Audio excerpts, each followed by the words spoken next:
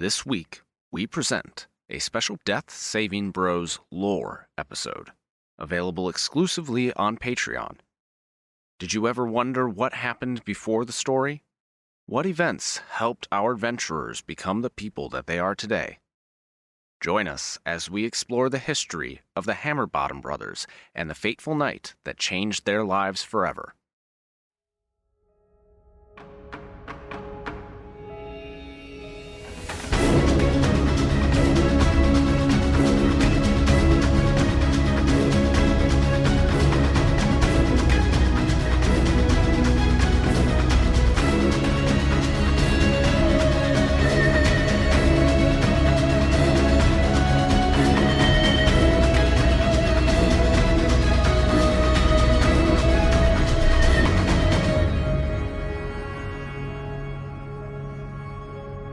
This is an episode of the Death Saving Bros lore.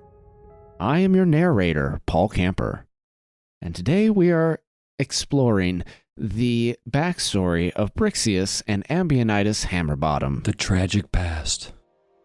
Brixius and Ambionitis Hammerbottom were born to their parents, Steve. the small Steve.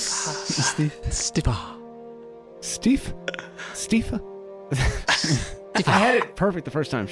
Stefa. Stefa. My name's Steve. Stefa. My name's Steve. To parents Steve Dimatop and Taylor Hammerbottom. So fucking stupid. This is literally the worst story ever told. Oh, really? You mean Sanchez's story was better? Dude, no, Sanchez's story might have been a little bit better. It's the story of our life we never told. Mother Taylor Hammerbottom was the leader of the Hammer tribe, just south of South Salt and the Salt Mine Valley. Their father, Stefa, wore a... Stop it. You gotta stop over there. Wore a 10-gallon hat at all times, and he was the owner and operator of the Hammerdome, the local fighting ring, where all manner of creatures would be brought for entertainment and exercise. Your dad hosted a dogfight ring. On the day Brixius was born, he was a healthy, straight-sighted, young half-orc baby. And his brother, Ambionitis, came out with a full head of hair and a deep voice. Wow. His mother and father were so proud. Sons, as the owner and operator of the Hammerbottom Hammerdome, I am proud of you. Goo goo. Gaga. I think he's going to grow to be a wonderful baseball player. And for the first few years of their life, Ambionitis and Brixius were brought up in true fashion of half-orc etiquette. As the sons of the leader of their tribe, they were being taught all manner of fancy things in order to be able to lead the tribe one day.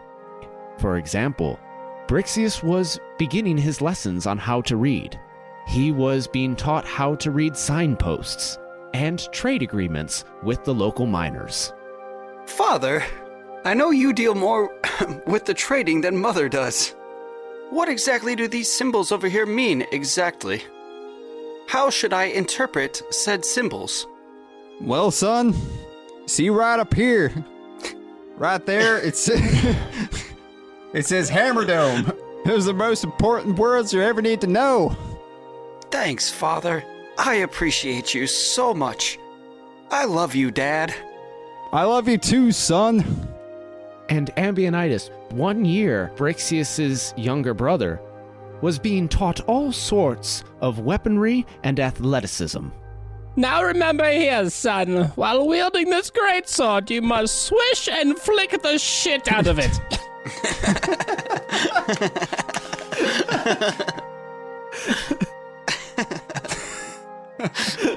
Got you now, you fucker. Yes, Mother. And I also remember the breathing techniques you told me while swishing and flicking. Every time you swish, you go, ah. They're coming along very nicely, Mother. Thank you. And this was only when he was but 4 years old. He was already an accomplished half-orc soldier. Oh, he is my proudest little soldier. But all good things must come to an end. And one day, as they sat as a family out among the stars, looking out among their village and contemplating their place in the universe, the worst happened. Mother, Father, one day can you teach me to use swords such as Ambionitis? I would love to become a fighter such as him. Well, listen here, son. Ambionitis has his role to play here in our society, and you have always been more interested in the scholarly aspects of our community.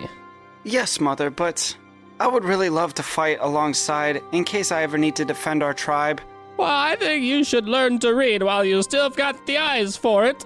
Yes, but Dad has been teaching me how to read many of lessons right now, and I feel like it's becoming splendid.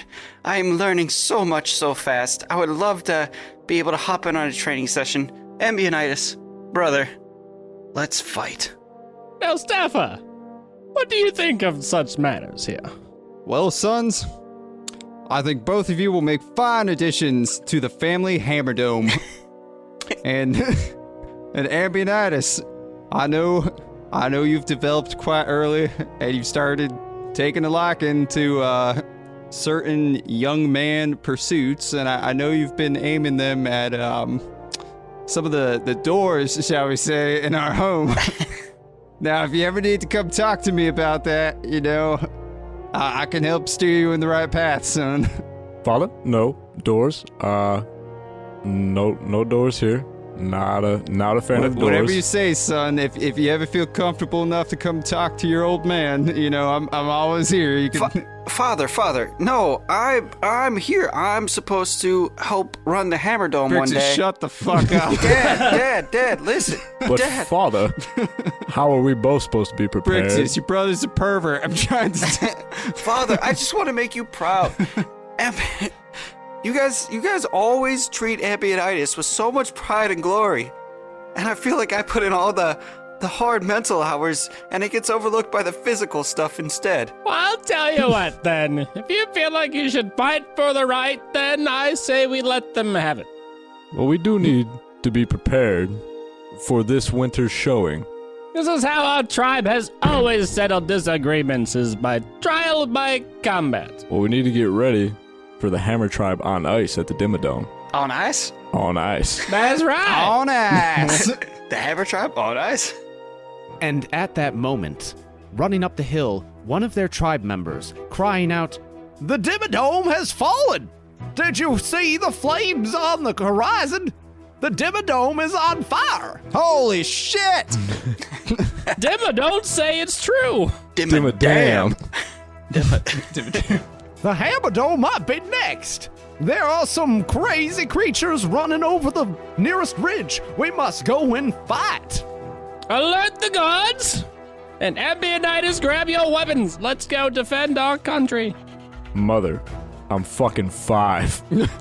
Mom, the sword, it's too heavy. I can't quite lift it. And that is why you've been in the books. You go stay calm with your father. Ambionitis, you have been training for this for your whole 5 years. Mom, he's fucking 6. He is my youngest brother. Brixus, take your brother and keep him safe. Your mother and I will take care of this. Dad, this is not another... Your mother and I will take care of this. This is not the first time we have had to defend the dome. Dad, I'm fucking 5. That's what I'm saying. Dad, when you say take care of this, are you talking... You and Mom's one of those, like, one kind of nights where you always say, "Oh, go watch your brother, I'll take care of this," or is this an actual... Yeah, sure. Dad, I just need to know what you mean by take care of this. Now, close your eyes and plug your ears like you always do, and we'll be back in, let's give it 10 minutes. Ambionitis, you just want your brother. Me and your father will take this then. Dad, 10 minutes is 5 times longer than it normally takes. I know, Are you son. sure? I take my family greatsword from above the mantelpiece and I hand it to Ambionitis. Here, defend your brother with this. It's twice his size and just... Mom, I'm fucking 5. Ambionitis, listen. How dare you use that language? Now, Steffa, grab the belt. Younger brother, here. I will help you drag it. Let's drag it on the ground until we get somewhere safe. We drag it into hiding. And as Ambionitis and Brixius dragged the greatsword, the family greatsword, off into the bushes, Steffa... Wait. Can we get one last hug from Mom and Dad? No, that's part of it. We never got to say goodbye. I almost just broke this pencil out of pure rage. My pencil. Steffa and Taylor ran off into the village to meet the advancing monsters. But soon, even though Brixius tried to keep his brother Ambionitis safe, the monsters kept coming, and the Hammer tribe kept getting pushed farther and farther back, as more and more of the village houses were caught on fire, and Brixius and Ambionitis could see, dancing among the flames, the most horrid creatures they'd ever laid eyes upon. They saw horses wreathed in scales and spines, with slashing, scything tails, and heads like humans with horns. They danced among the flames, trampling countrymen and kin into the ground and slicing them with sword and tail alike. Brother, that is the scariest shit I have ever seen. It's okay, little brother. Just close your eyes. It'll be over soon. Don't worry, when this is over, we'll go find Mom and Dad. They're going to be okay. They said they'll take care of it. They've always taken care of it before. We'll find them and we'll move. We'll go on. We'll be all right. And as time continued on and the flames went higher, the Hammerdome caught flame and burned to the ground. And the lurid light lit the horror written across the faces of Brixius and Ambionitis. Eventually, the advancing monstrosities pushed the tribe all the way back to the ridge where the Hammerbottom household stood. And stumbling up the hill, Brixius and Ambionitis could see their parents, Steffa and Taylor. Steffa kneeled before the bushes and said to Brixius and Ambionitis, Man, if only my sons were stronger so I didn't have to sacrifice my life to save them. Dad! No! This is some dimmer bullshit. Dad! This is some hammer top. This is some dimmer. Don't fucking say that. Dad, fuck! You know it's true. Dad, I'm trying. I want to make you proud. Why couldn't you do some more push-ups, son? God damn it, Dad, I'm damn 5. Dad, why couldn't you have conceived me many years prior to when I was born? I'm only 6. And it was at that moment we all realized Brixius thinks that the males carry the baby. Dad. Oh my God, my son.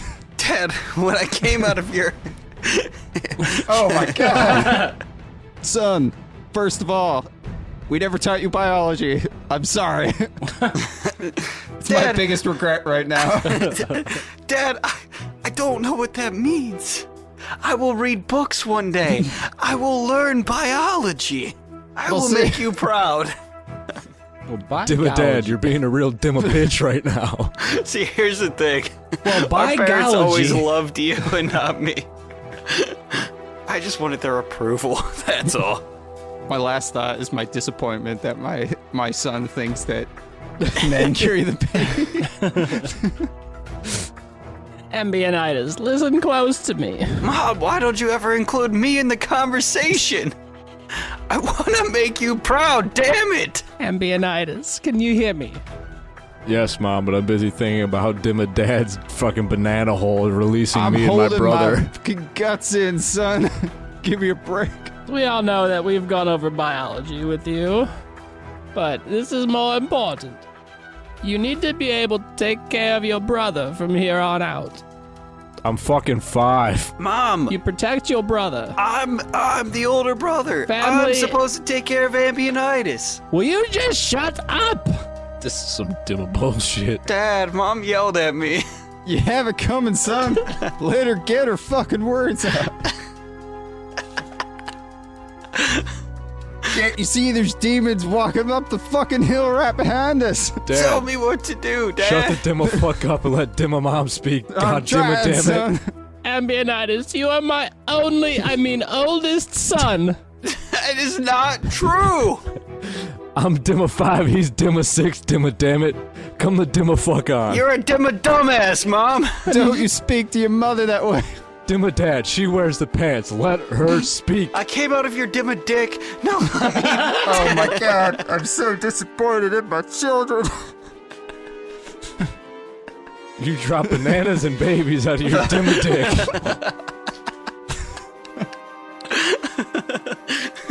They always taste like piss. ambionitis, don't act like a dimmer douche. Now that is enough, children. And at that very moment, one of the horse monstrosities gallops up the hill, Oh, Demo fuck. Dimmer darn it. and I need each of you to roll initiative, please. Oh, it hurts. What's my initiative bonus? You've got a +3. Ooh, this is good. That means a 20 for me. Means a 4. Oh, Demo damn. I rolled a natural 6. My age. I rolled my age, Mom. Aren't you proud? So we got Spell it. Just let the demon go first, and then I use Brixius as like a human shield. and one of the horse monstrosities gallops up the hill. Taylor, matriarch of the Hammer tribe and mother to Ambionitis and Brixius, stepped forward with defiance in her eyes. All right, so I will have just the battle mace, one-handed battle mace. And we said that the demons, like, they just now approached her. Yes, Where you we have at? a demon monstrosity horse with spiny back, head of human, and horns with a slashing, spiny tail is galloping down upon you and your family. All right, so what I'm going to try to do is I would like to take out my battle mace and run directly towards them both. And Wait, them both? There's just one. the horse with the person on top. No, it's all one thing. Dear Lord. That thing. It has the legs of horse. Legs of a horse. It's like a centaur. Okay, that's But fine. with an armadillo back and a scorpion tail and a demon head. Well, this is quite terrifying. I'm running directly towards it. And I'm going to try like just pick out one of like the horse's legs to trip it. And I'm hoping that my life partner here, Stefa, is going to do a follow-up attack here. We're going to do a combo swing is my goal. Okay. Dad runs.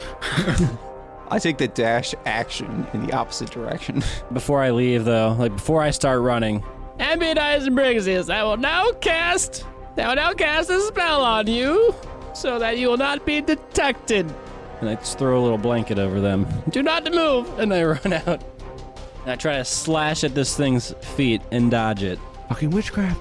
What sort of pluses do I get? Any? You can get a +2. I rolled a 9. So +2 is 11. No. Oh. I rolled a 7. Plus 2 is a 9. You do not hit this demon. So what I want to do is I'm going to go running up to it. Instead of doing my slide maneuver and like kicking out its front leg there, I'm going to try like my slide maneuver and it's just going to like football punt me like 10 feet. Oh! And even from many feet back and in the dark, you can see that your mother's chest has been caved in and she is barely breathing from the punt of the demon's front hoof. Holy shit! Taylor, no! Goodness, are you gonna get real graphic here? And that's why we're so scarred to this day? Oh, Yes. My goodness. And so stricken by the horror of seeing his mother attacked in such a fashion, Ambionitis finally took up his family greatsword. I want to fucking do that and immediately start running at this fucking thing. Natural 16. +1. 17. You, in your young years, with all your rage, managed to lift the greatsword and swing it at this monstrosity of a horse figure. At least I can finally feel pride in my final moments. So I'm dragging it behind me, so I have to literally overswing it up, so I cleave it square in the neck. So I swing up, go straight in the neck. Does it die, or is it just really pissed? It is barely hanging on. You have nearly severed its neck, and the greatsword becomes lodged in its throat. Yeah, so I'm hanging on to it, dangling like a fucking fish on a line on this greatsword while this thing's in its neck. Just after he jumped up like 4 feet in the air to swing at his neck. And after seeing Ambionitis run forward with such bravery, I look around. I see Mom, chest caved in, Dad, guts spewing out.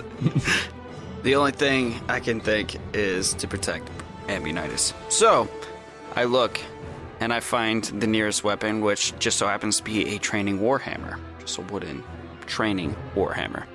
And I pick it up, and I fumble it immediately, out of nerves. But I'm able to regain it, and I would like to run up. And really, my goal is to run up and shelter Ambionitis as he is underneath this monster of some sort.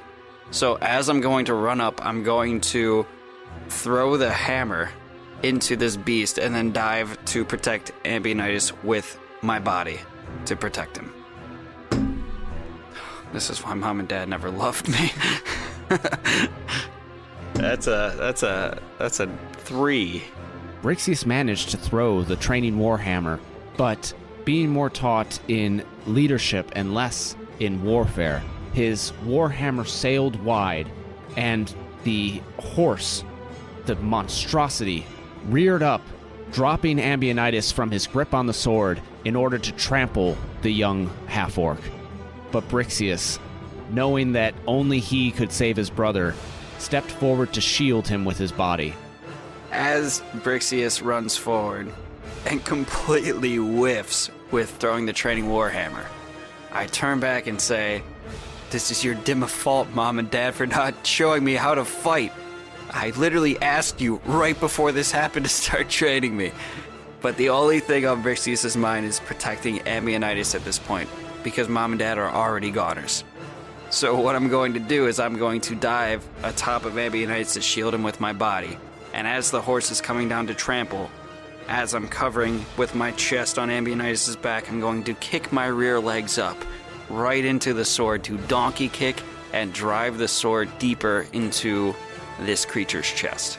You're gonna push off my fucking head. Yes. Yes, I am, brother. The kick lands, and the sword is driven further into the monstrosity's neck. It gurgles with blood, but it is not yet dead. Fuck. Ambionitis, I'm so proud of you. Brixius, you met expectations. Oh, no. Why is this our backstory? This is so sad. All right, so seeing the son that I love and then the other one about to get trampled by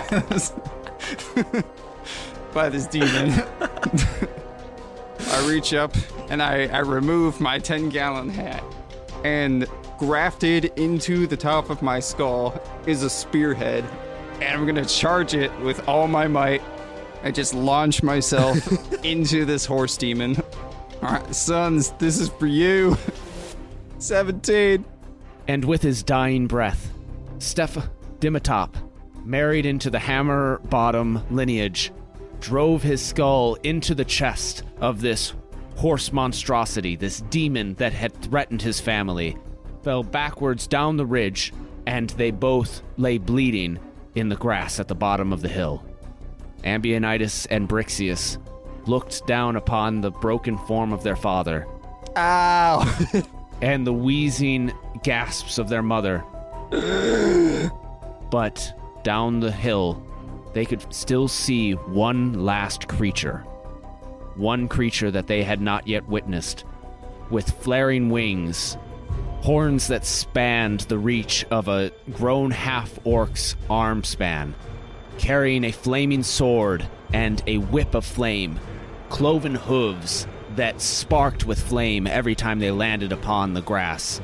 And as he saw his minion killed by these last half-orcs upon the ridge, he took flight and crashed into the ground, expelling an explosion of flame that caused Ambionitis and Brixius to fly backwards into the bushes. The demon looked left, looked right, and Brixius and Ambionitis, crawling up onto their hands and knees, peered through the bushes to see one thing that they would never forget: a tattoo on the demon's hip with head of rabbit and tie of bow. So One of you stupid motherfuckers. I really hope that wasn't me. I really think it was. So stupid. And then they watched, too afraid to move, as the demon stomped its way over to their mother and decapitated her before their very eyes with its flaming sword. And then marched back down the hill as it whipped its flame down, Holy tip of shit! burning both the body of its minion and their father. As it's happening, I make sure that I take my 6-year-old hand and cover Ambionitis' 5-year-old eyes so that he does not have to witness and watch it the same way I did. And as Brixius covers his brother's eyes, the demon disappears in a flash of the brightest, most brilliant light, and Brixius is knocked unconscious. When he awoke, his eyesight was not the same. There's no going back. And Ambionitis could no longer see his mother and father. They were orphans, and all they had was each other.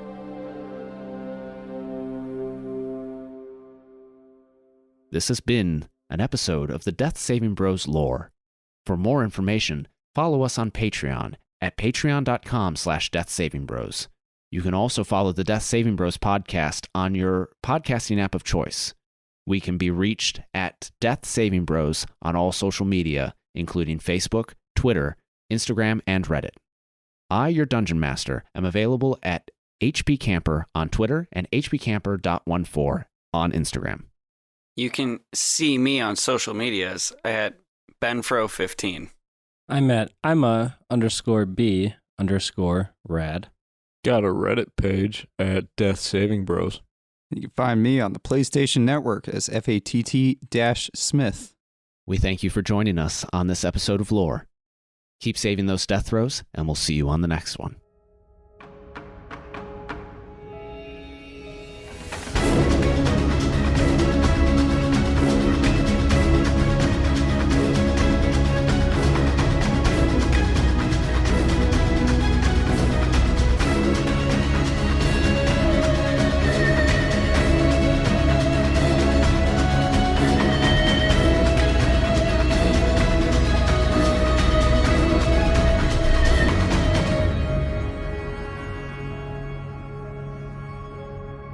Some of the sounds and background music in this production are copyright material. The tracks: Dreams of War, Emotional Sad Strings, The Great Plains, Morning Flags, Night Attack, Raiders of the Apocalypse, Rivers of the Sky, Shadow Hunters, Silent Raid, and War Horde are music by Orchestralis. The Death Saving Bros theme song is an abridged version of the song Run by Kai Angle and sourced from the Free Music Archive. This track is used with permission under Creative Commons Attribution License 4.0. You can read the full license at creativecommons.org/licenses/by/4.0/legal code.